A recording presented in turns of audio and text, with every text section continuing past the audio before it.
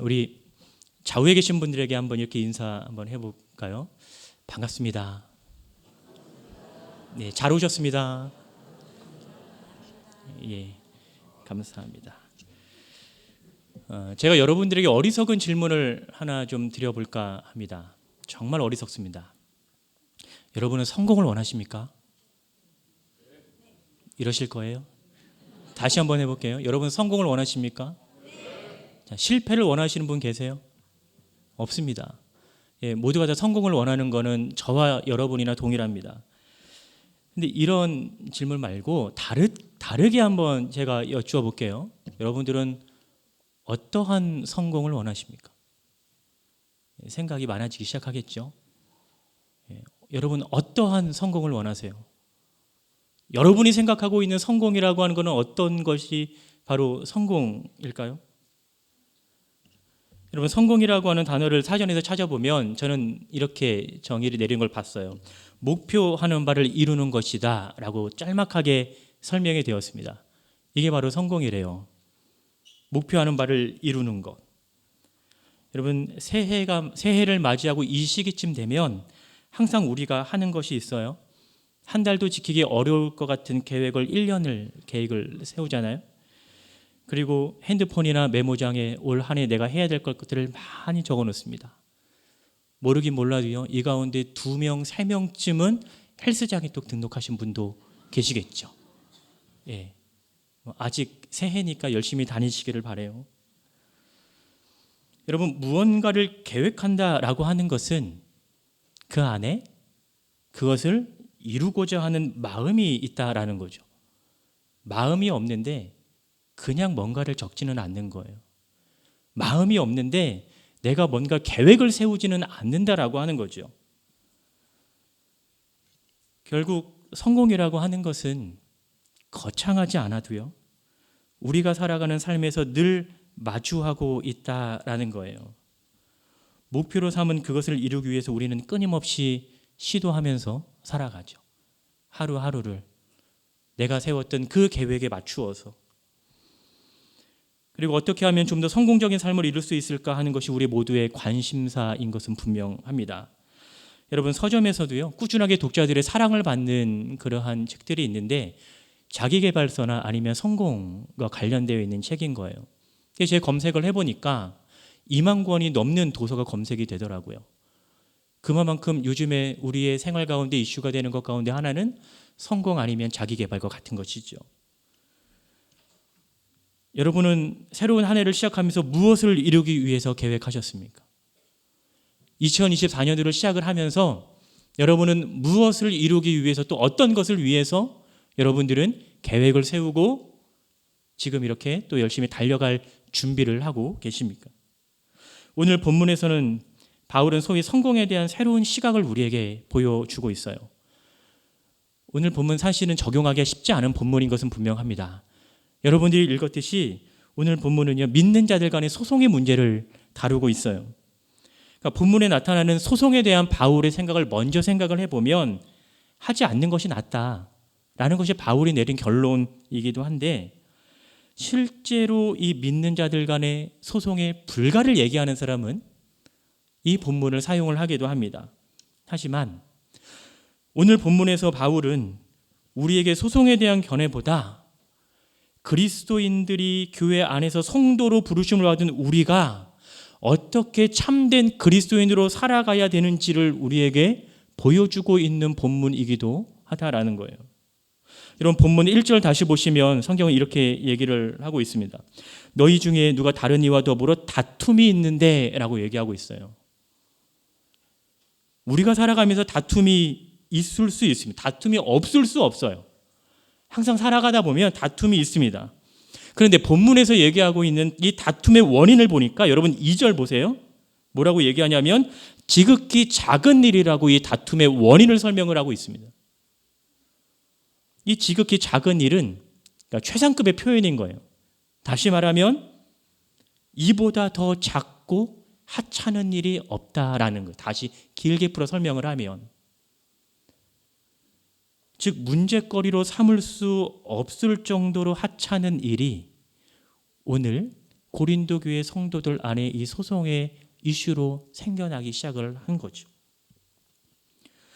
소송의 원인이 될 수 없는 것이 소송의 원인으로 작용하고 있다라고 하는 것은 과연 그들에게 어떠한 문제가 있을까요?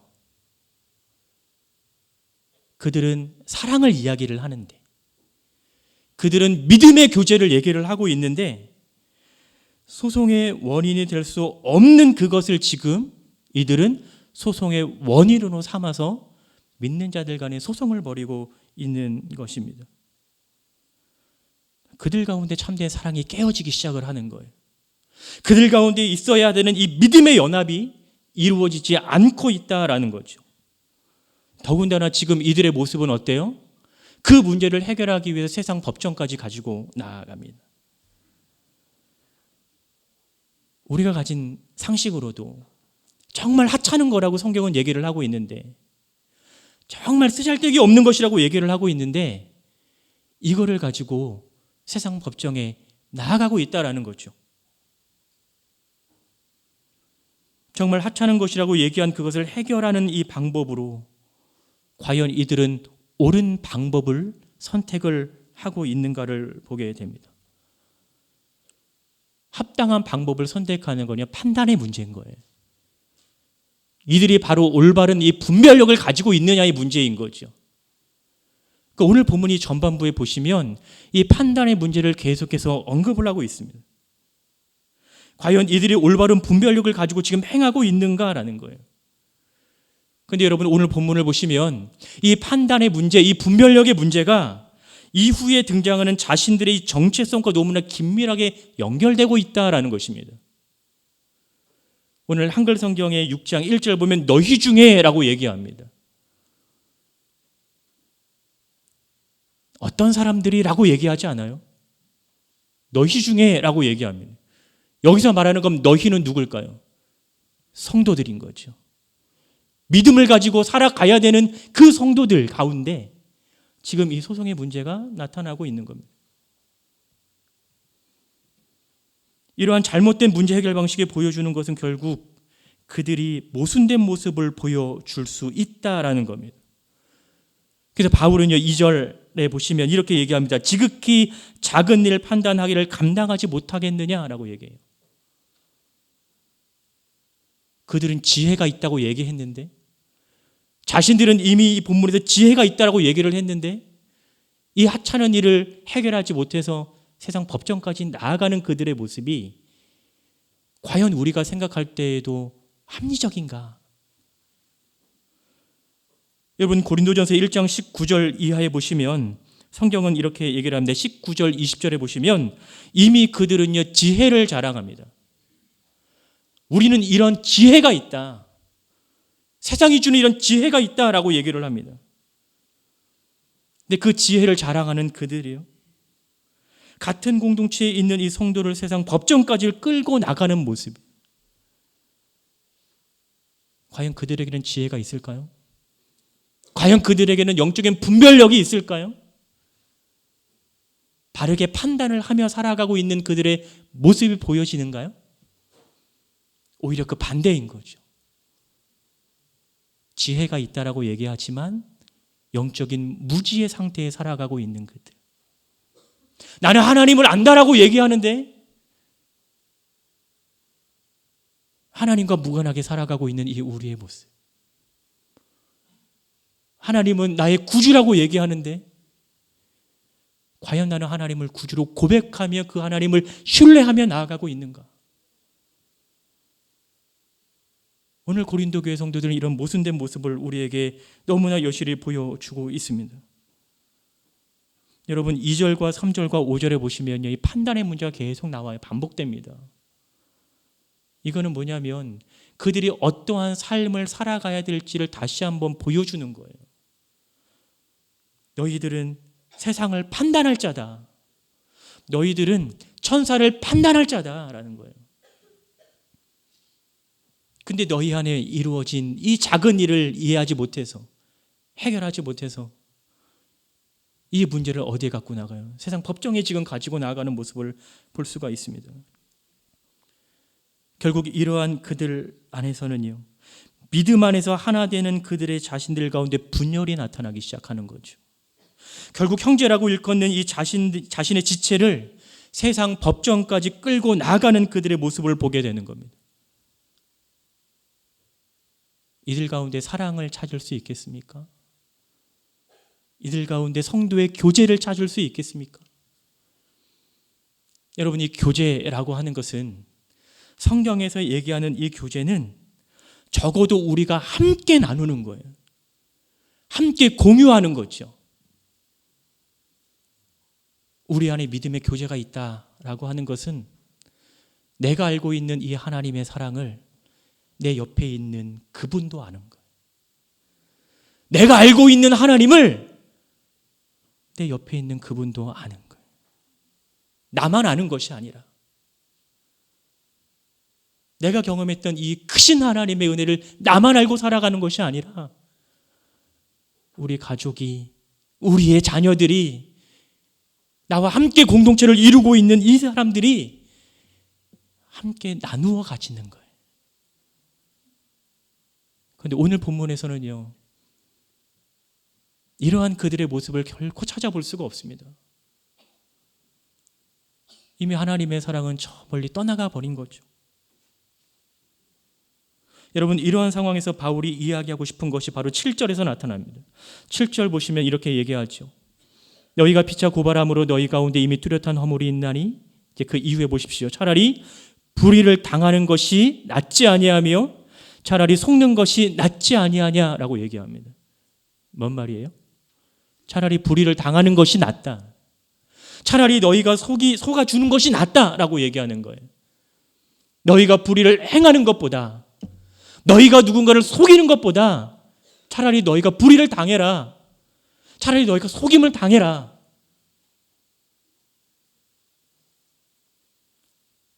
이런 바울의 말이 세상의 질서와 부합될까요? 세상의 질서에서는, 세상의 가치에서는 우리가 불의를 당하는 것이 맞습니까? 우리가 불의를 행하는 것이 맞습니까? 우리가 손해를 보는 것이 맞아요? 우리가 손해를 남한테 입히는 게 맞아요?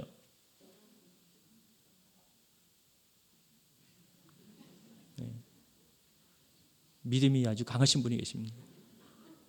바울은 그걸 얘기하려고 하는 거예요. 세상의 질서와 세상의 가치와는 좀 다르게 살아가도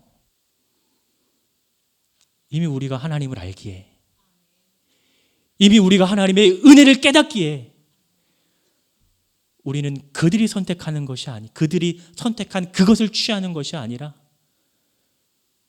말씀에서 얘기하는 그것을 취하며 살아가야 되는 거죠. 바울이 왜 이것을 강조할까요? 저는 아무리 고민해봐도 이 답밖에 찾을 수 없어요. 너희는 그리스도인이니까. 우리는 그리스도인이니까. 나는 하나님의 자녀이고 나는 그리스도인이니까 내가 불의를 행하는 것보다 오히려 불의를 당하는 것이 나아.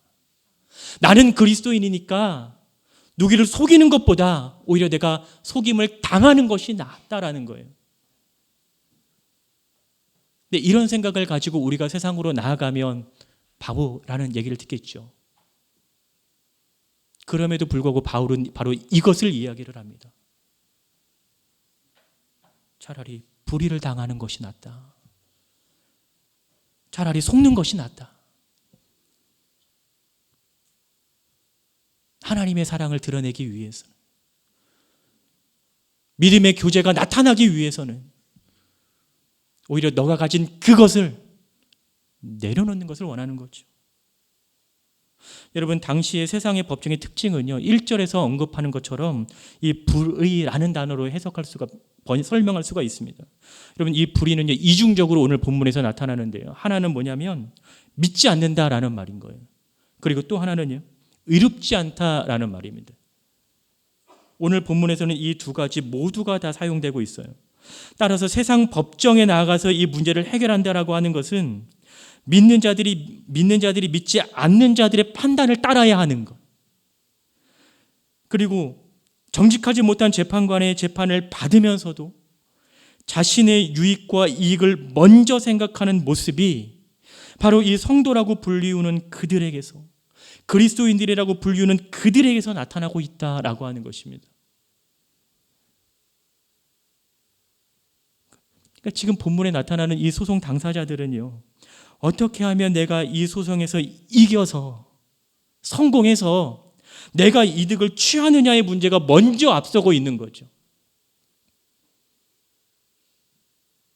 나와 함께 법정에 간 그 사람이 형제가 중요한 게 아니라는 사실이었던 거예요.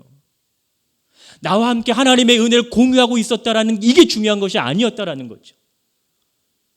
내가 이기는 것이 중요했던 거예요. 내가 법정 소송에서 성공하는 것이, 그래서 이익과 유익을 취하는 것이 더 중요했다라는 것입니다. 그러니까 형제라고 표현하는 그들의 말을 너무나 무색하게 만들어버리고 있는 거죠. 그러니까 따라서 당연히 바울은 세상 법정에서 이 문제 해결을 반대할 수밖에 없는 것입니다. 여러분, 믿음의 시각으로 세상을 보는 것과는 전혀 다르게 나타나고 있는 거죠. 바울은 계속해서 믿음의 시각으로 바라보기를 원합니다. 바울은 계속해서 이 믿음의 시선으로 세상을 향하기를 원하는 거예요. 바울은 계속해서 너희가 믿음으로 이 땅을 살아갈 것을 원한다라고 하는 거죠. 너희들 하나님의 자녀 아니냐? 너희들 그리스도인 아니냐? 너희들 하나님의 은혜를 이미 경험하지 않았냐? 근데 그거 다 어디 갔어? 이 말인 거죠. 너희들 지혜에 있다고 얘기하지 않았냐? 그런데 이것도 해결하지 못할까?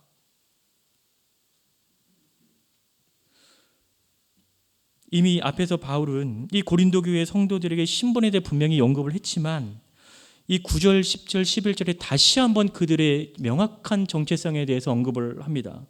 여러분, 9절부터 10절까지는 이 불의한 자들의 특징이 나타나고 있어요. 그리고 이 11절은 전혀 다른 모습이 나타나고 있죠. 그러니까 9절과 10절과 11절은 서로 대조를 이루고 나타나고 있는 건데요. 여러분, 9절, 10절 이렇게 보시면 이렇게 얘기를 하고 있습니다.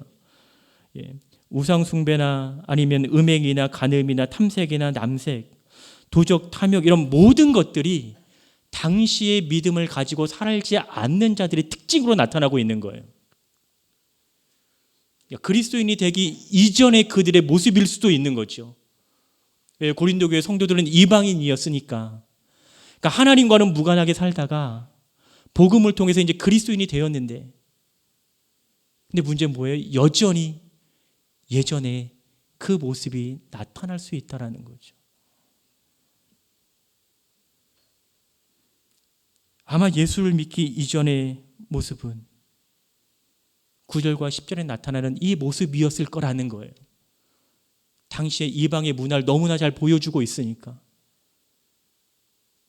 그래서 오늘 본문에서 11절을 보시면 이렇게 얘기를 합니다. 너희 중에 이와 같은 자들이 있더니 라고 얘기하고 있어요.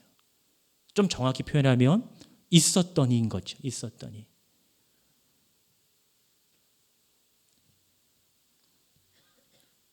믿음과 상관없이 살아가는 자들은요, 결국 세상과 가까워질 수밖에 없습니다.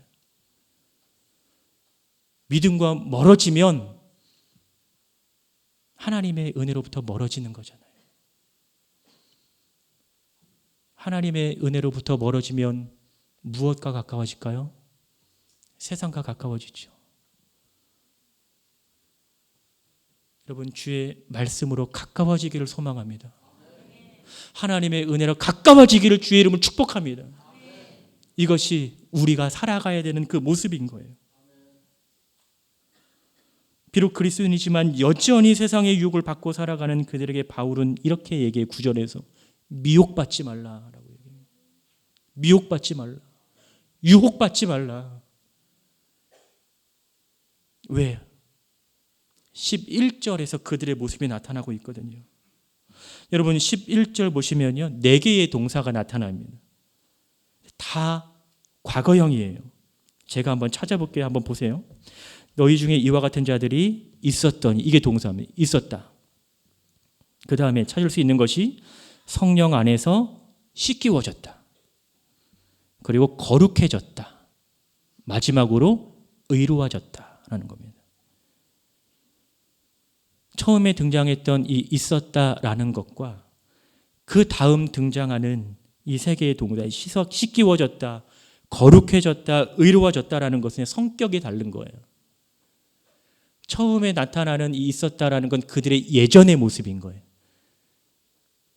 예전에 이런 일을 했었다라는 거예요.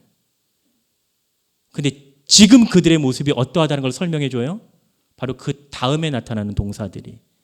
어떤 모습? 너희들은 죄로부터 씻기워졌다라는 거예요. 너희들은 거룩해졌다라는 거죠. 너희들은 의로워졌다라는 거예요. 지금 그들의 모습이 바로 이 모습인 거예요. 죄로부터 멀어질 수밖에 없는 그 모습이 바로 이들의 모습이어야 하는 거죠. 또 하나의 특징이 있습니다. 이건 다 수동형인 거예요. 수동태는 뭐예요? 내가 스스로 하는 게 아닌 거잖아요. 누군가가 나를 이렇게 만들어준 거예요. 그러니까 내가 스스로 의로워지고 씻기워지고 거룩해진 것이 아니라 나를 씻기신 분이 있어요. 나를 거룩하게 하신 분이 있고 나를 의롭게 하신 분이 있습니다. 그분이 누굴까요? 예수님, 하나님입니다. 그 하나님의 은혜로 말미암아 우리는 씻기워졌습니다. 그 하나님의 은혜로 말미암아 우리는 거룩해졌고요. 그 하나님의 은혜로 말미암아 우리는요 의로워졌다라는 거예요. 내가 내 삶의 주체가 아니라 나를 이렇게 만드신 그분의 뜻에 맞게 살아가는 것, 그분께 영광 돌리며 살아가는 것, 이것이 오늘날 저와 여러분의 삶에 대한 책임이 아니겠습니까?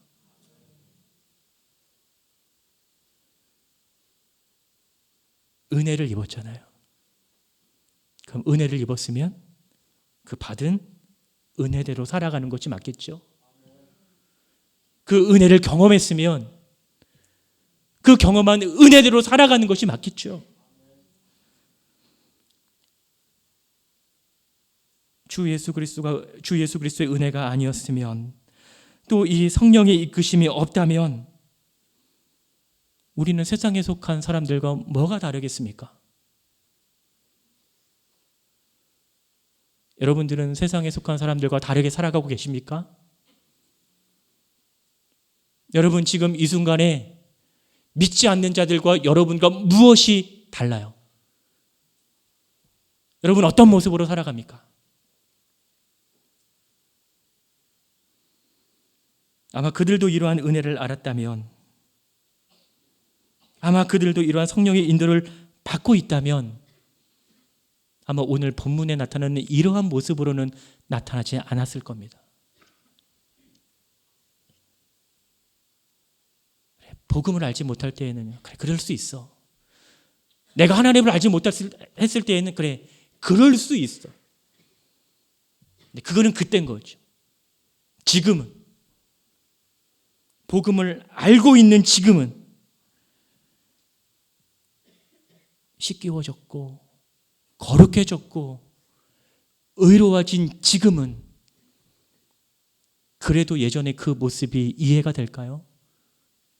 아니죠. 우리에게 새로운 생명을 주셨으니 우리는 새롭게 살아가는 것이 맞습니다.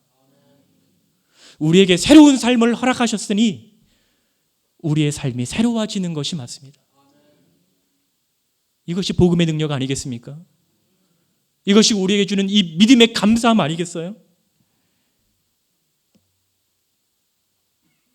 그리스도인에 걸맞게, 하나님의 자녀에 걸맞게, 성도에 걸맞게, 형제 자매에 걸맞게 그러한 모습으로 우리가 살아가야 될 줄 압니다.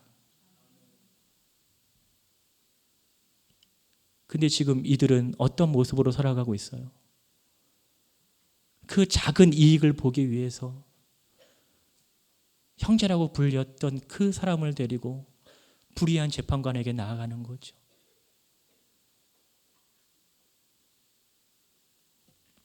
이런 그들에 대해서 바울은 이렇게 평가를 합니다. 여러분 7절 상반절 보시면 우리 7절을 한번 다 같이 읽어볼까요? 6장 7절입니다. 시작. 너희가 피차 고발함으로 너희 가운데 이미 뚜렷한 허물이 여기까지. 자, 여기까지 다시 한번 읽어볼게요. 시작. 너희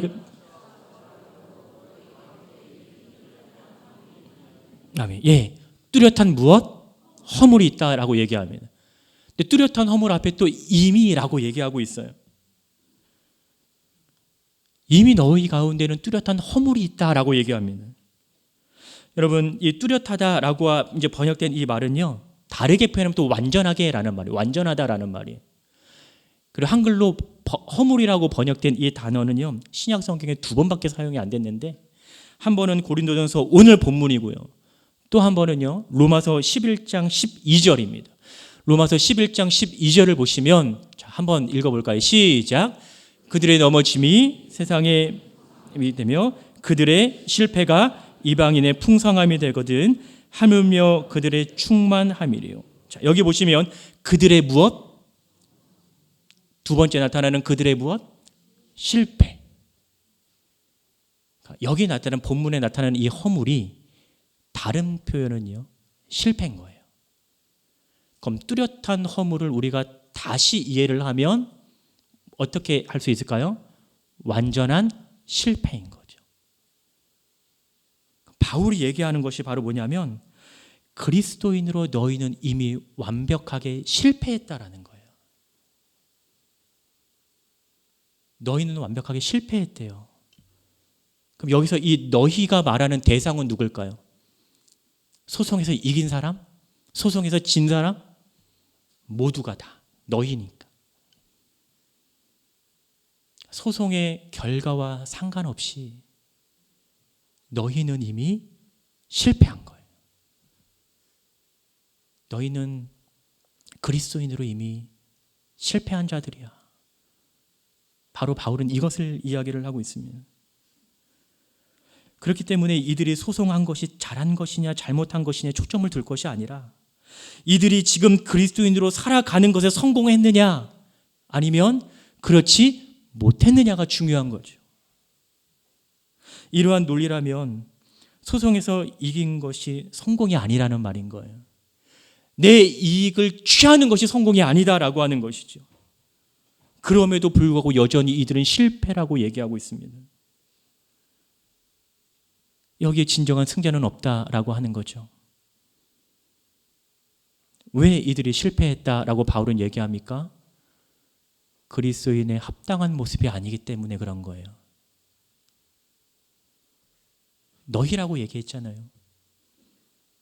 그리스도인인 너희가 형제가 형제와 더불어 지금 이 일을 벌이고 있잖아요. 그래서 6장 1절은 되게 부드럽게 표현이 되어 있지만 사실 이렇게 얘기할 수도 있습니다. 감히 너희가 어떻게 그렇게 할 수가 있니? 그리스도인이라고 불리우는 너희가 감히 어떻게 이런 일들이 나타날 수 있니라고 얘기하는 거예요. 제가 지어낸 말이 아니라 이 의미가 담겨져 있는 거예요. 강한 어조로 바울은 얘기를 하고 있습니다. 따라서 적어도 바울에게 있어서 그리스도인의 성공과 실패의 기준은 믿음의 삶을 살고 있느냐 그렇지 않느냐인 거예요. 세상의 가치 판단이나 외적 요소가 판단의 기준이 아니라 바로 이 믿음이 기준이 되고 있다라는 거죠.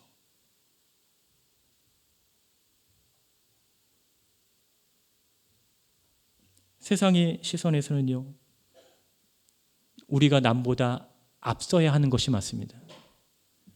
그렇죠? 세상의 기준에서는요, 우리가 남보다 뛰어나야 하는 것이 맞아요. 때로는 과정보다 결과가 더 중요하게 여겨지기도 하죠. 어쩔 때는요, 결과가 좋으면 과정이 묻힐 수도 있어요. 수단이 어떠하든지, 방법이 어떠하든지, 내가 목표한 그것만 이루면 그래, it's okay.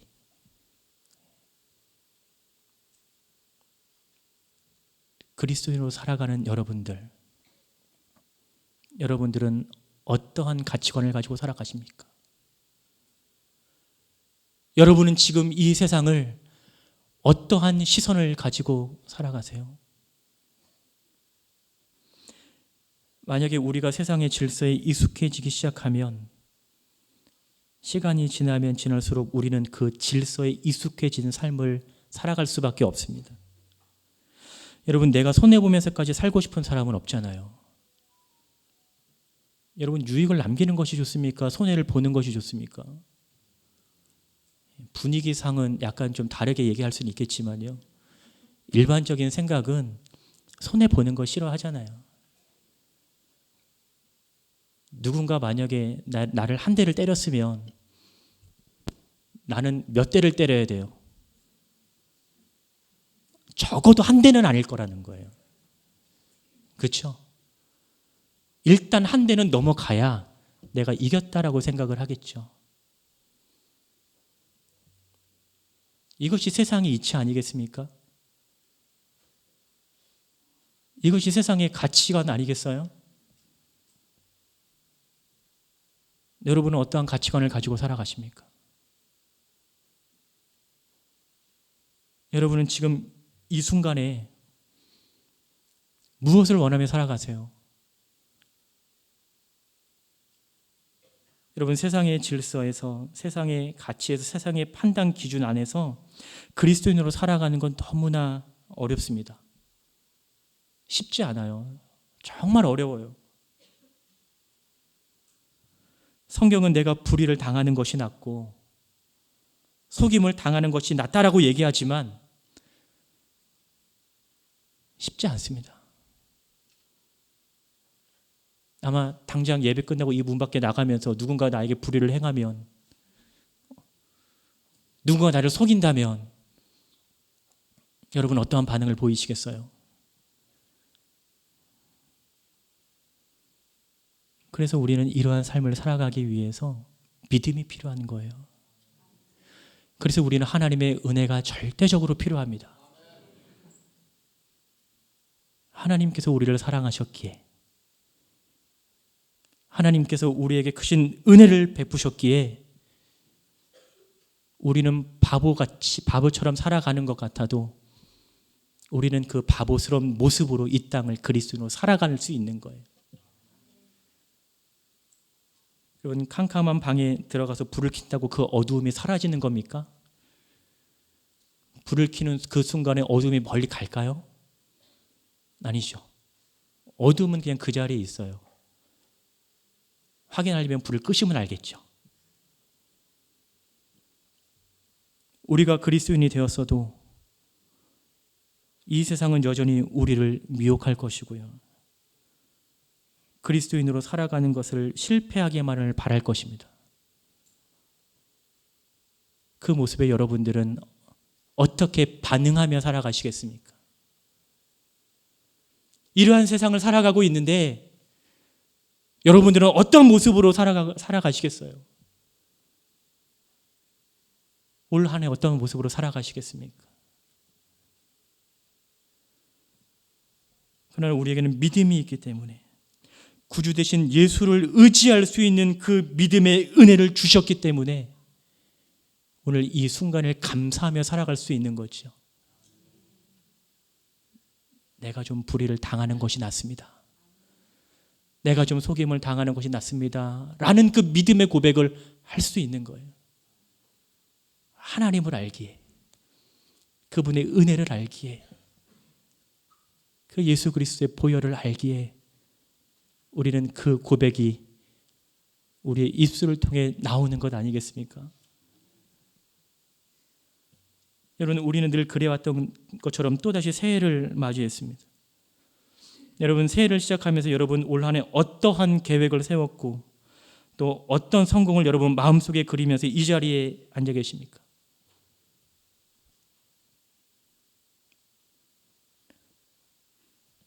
혹시 그 많은 계획들 가운데 그리스도인 되기를 목표로 삼으신 분 계십니까? 그 많은 계획들 가운데 올 한 해 그리스도인으로 살아가기를 목표로 삼으신 분 계십니까? 어쩌면 이것이 너무나 당연한 것처럼 느껴져서 무심코 넘기지는 않았는가 한번 우리는 돌이켜볼 필요가 있습니다. 여러분, 이 물음 앞에서 우리는 너무나 솔직하게 대답을 해야 되죠. 나는 하나님의 음성을 듣기를 소망하고 있는가? 내 방식대로 살아가려고 노력하는 것은 아닌가? 하나님께서 은혜를 주셔서 제가 저 경산에 있습니다. 경산에서 제가 경산에 살아갈 일이 사실은 없었는데 경산에서 생활을 하다 보니까 대구 사투리를 배우게 됐어요. 그러니까 사투리 억양에 나오는 것이 아니라 사투리적인 표현을 알게 되는 거죠. 저희 집에는 사투리를 쓰는 사람이 사실은 없습니다. 너무 심각하게 듣지는 마세요. 네. 어느 날 제가 집에 와서 이렇게 일을 하고 있는데 저희 막내가 초등학교 들어가기 전에 이제 막내가 저한테 왔어요. 아빠, 배가 아파. 저는 그때 막 뭔가를 하고 있었어요. 그래서 좀만 기다려. 아빠가 조치 취해줄게. 그동안 가서 배 문대고 있어. 이렇게 얘기했습니다. 여기에 포인트는 문대고 있어요. 모르실까 봐 얘기해드립니다. 문대고 있어. 그리고 저는 제 할 일을 하고 있었습니다. 근데 애가 자꾸 소리가 나요, 뒤에서. 왜 그럴까 하고 싹 봤더니 여러분 어떠한 상상을 하시는지 하면 그 이상일 거 맞아요. 애가요, 모르니까 아빠가 말한 그대로 이해를 해서 자기 배를 문에 대고 있었던 거죠. 여러분, 배가 안 나오신 분들은 잘 모르겠지만 그 배 나오신 분들은 좀 잘 아시겠지만요. 배 나온 상태에서는 배의 문을 대는 거 되게 편합니다. 배가 안 나온 상태에서는요. 배를 문에 대는 거 너무나 어렵습니다. 6살짜리 애가 나오면 배가 얼마나 나왔겠습니까? 궁금하면 한번 오늘 실험해 보세요. 그 어린 아이의 생각에는 이런 생각을 하지 않았겠어요? 나 아빠 말 들었는데 계속 배는 아프고 오히려 더 온몸이 더 아픈 거예요. 그 모습을 보면서 저 이런 생각이 들었어요. 나는 하나님의 음성을 구하고 있는데 혹시 나는 내 방식대로 이해하고 있는 것이 아닌가? 내가 이해한 그대로 하면서 내가 하나님 앞에 순종하고 있다라고 말하고 있지는 않은가? 그러면서 이렇게 얘기하는 거죠. 하나님, 나 하나님 말씀에 지금 순종하고 있는데요. 왜 이렇게 힘들지요? 라고 얘기하고 있지는 않은가? 제가 문대고 있어라고 얘기하는 건 어떤 의미였겠어요? 배 문지르고 있어라는 말인 거잖아요. 아마 하나님께서 우리에게 그렇게 말씀하실 때 하나님이 원하시는 그 방식이 아니라 내가 원하는 그 방식대로 나는 순종하면서 마치 순종하면서 따라가고 있다라고 얘기하고 이해하고 있지는 않은가? 저는 그 생각이 문득 들었습니다. 오늘날 여러분, 이 땅을 살아가시는 여러분들, 하나님께서 원하시는 그 방식대로 살아가고 계십니까? 하나님이 말씀하신 그것을 여러분 깨닫고 계세요? 내 방식대로 이해해서 내 방식대로 행하는 것이 순종하는 것이 아닌 거죠. 그분이 원하시는 방식, 그분이 말씀하시는 그 방식. 왜요? 나는 하나님으로 인해서, 주의 은혜로 인해서 씻기워졌고 거룩해졌고 의로워졌기 때문에 그분의 방식이 중요한 거지 내가 이해한 방식이 중요한 게 아니잖아요. 여러분들 어떻습니까? 올 한 해는 하나님의 말씀에 좀 더 귀 기울이는 여러분 되시길 주의 이름으로 축복합니다. 올 한 해는요, 하나님의 그 뜻을 발견하고 분별할 수 있는 그 믿음이 있는 여러분 되시기를 주의 이름으로 축복합니다. 우리는 하나님이 계시기에 우리가 받은 그 예수 그리스도의 은혜가 있기 때문에 내 앞에 놓인 한계 앞에서도 우리는 우리의 시선을 주님께 둘 수 있는 거예요. 여러분 거저 우리의 시선을 주님께 두지 않잖아요.